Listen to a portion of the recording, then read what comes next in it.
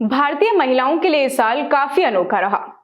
कहीं महिलाओं ने अलग परचम लहराया और कहीं पर ऐसी घटनाएं भी देखने को मिली जिसने मानवता को शर्मसार कर दिया। नमस्कार, मैं प्रिया बंसल और आप देख रहे हैं हमारा शो शी मैटर्स।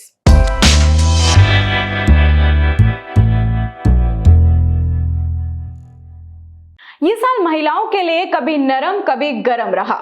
एक और वे मध्य प्रदेश, राजस्थान और छत्तीसगढ़ में हालिया विधानसभा चुनावों में केंद्र में रही, क्योंकि सभी राजनीतिक दलों ने विशेषकर महिला केंद्रित कल्याण योजनाओं के वादों के साथ आधी आबादी को लुभाने का जमकर प्रयास किया।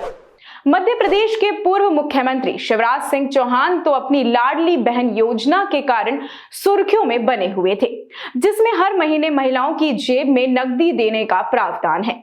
वहीं दूसरी तरफ महिलाओं की सुरक्षा का मसला इस साल भी चिंता की वजह बना रहा।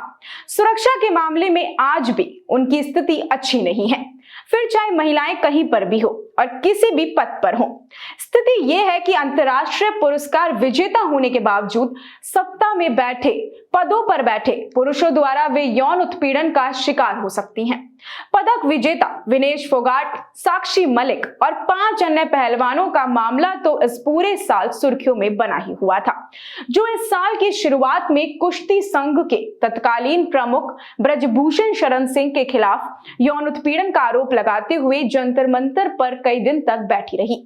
साल 2023 के अंतिम पखवाड़े में कुश्ती संघ के मुखिया पद पर ब्रजभूषण शरण सिंह के ही एक करीबी के निर्वाचित होने के विरोध में साक्षी मलिक ने खेल से संन्यास लेने का भी ऐलान कर दिया। इससे आम महिलाओं की स्थिति का अंदाजा तो लगाया जा ही सकता है, खासतौर से संघर्ष वाले क्षेत्रों में। आधी आबादी पर हमला करने के लिए बलात्कार एक सामान्य अधिकार बन गया है।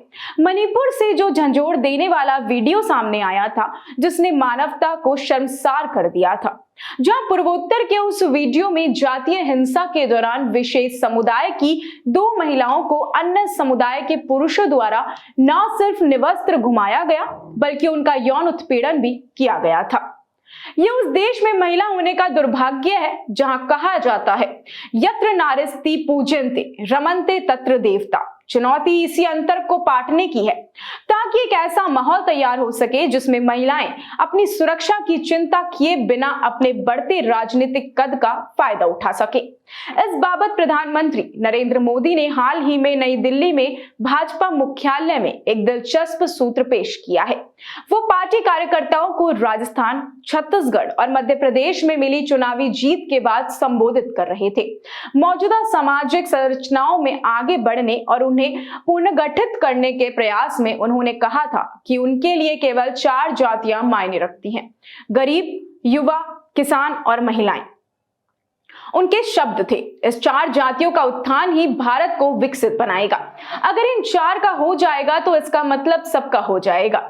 महिलाओं को पारंपरिक 4 वर्णों से अलग करके और उनकी एक जाति तय करके प्रधानमंत्री ने भारतीय राजनीति को आकार देने वाली नई वास्तविकता को सामने रखा है कि वही एक महत्वपूर्ण राजनीतिक पहचान, जिसका पोषण और समर्थन वोटों के लिए ही नहीं, विकास और प्रगति के लिए भी जरूरी है। इस साल संसद के विशेष सत्र में लंबे समय से लंबित महिला आरक्षण विधेयक का पारित होना यह संकेत था कि ये संदेश धीरे धीरे ही सही मगर निश्चित रूप से उन तमाम राजनीतिक दलों के बीच भी पहुंच रहा है, जो प्रजासत्तात्मक भावनाओं को बढ़ावा देने के लिए जाने जाते रहे हैं।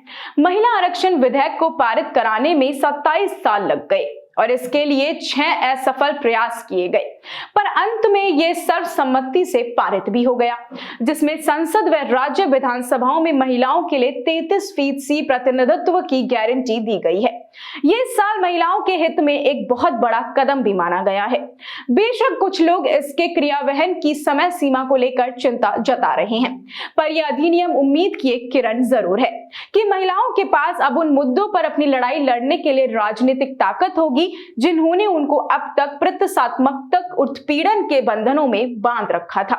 इस उपलब्धि को एक बड़ी वजह चुनाव में बतौर मतदाता उनकी बड़ी भागीदारी भी है।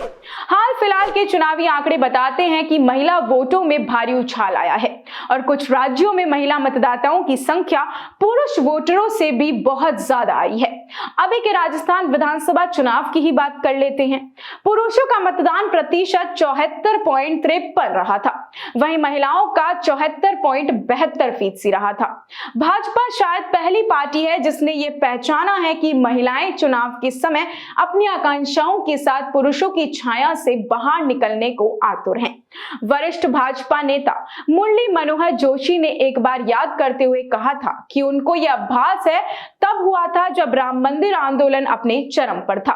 धर्म कर्म में महिलाओं की स्वाभाविक रुचि उन्हें भाजपा के करीब लाती है, इसके लिए उनको अपने पति और बेटे की बातों से मुकरना भी गलत नहीं लगता।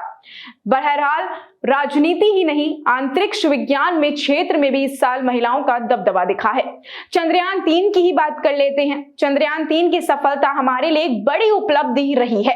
इस अभियान की मिशन डायरेक्टर महिला थी, जिन्हें रॉकेट वुमेन के नाम से भी जाना जाता है। एसोसिएट डायरेक्टर सहित इस अभियान के कई महत्वपूर्ण पदों पर महिलाएं विराजमान थी। अंतरिक्ष विज्ञान में क्षेत्र में भारत को विश्व पटल पर मजबूत बनाने वाले चंद्रयान 3 की सफलता में 50 से ज्यादा महिलाओं का शामिल होना ये बताता है कि आधी आबादी कौशल और योग्यता में पुरुषों से कतई कमतर नहीं है। जाहिर है, खेल हो, समाज हो, राजनीति हो या फिर विज्ञान, इस पूरे साल महिलाओं ने खूब नाम कमाया है। इस साल उनकी कई उपलब्धियां गिनाने लायक हैं। फिर भी यौन उत्पीड़न और भेदभाव के डर से ऊपर उठने और राष्ट्र की प्रगति में पुरुषों के समान भागीदारी में अपना उचित मुकाम पाने के लिए उनको अब भी कई पहाड़ों पर चढ़ना होगा। हाँ, इस साल उन्होंने ऐसा राजनीतिक हथियार जरूर हासिल कर लिया है जिसका यदि कुशलता और समझदारी से इस्तेमाल किया जाए तो वे अपने लक्ष्यों के काफी करीब आ सकती हैं। उम्मीद है कि ये नया साल उनकी इस कामना पूर्ति में आधिकारिक सहायक साबित हो। आपका क्या कहना है, आपका क्या विचार है, हमें कमेंट सेक्शन में बताना बिल्कुल भी मत भूलिएगा। ऐसी प्रेरणा के साथ भर देने वाली कोई महिला के बारे में आप जानते हैं तो हमें कमेंट सेक्शन में जरूर बताएं। ऐसी महिलाओं के साथ बीती आप बीती की कहानी, महिलाओं के आसमान छूने, कुछ नया करने की कहानी हम आपके लिए लेकर आते रहेंगे। पर तब तक के लिए इजाजत दीजिए। मैं आपके साथ प्रिया बंसल। नमस्कार।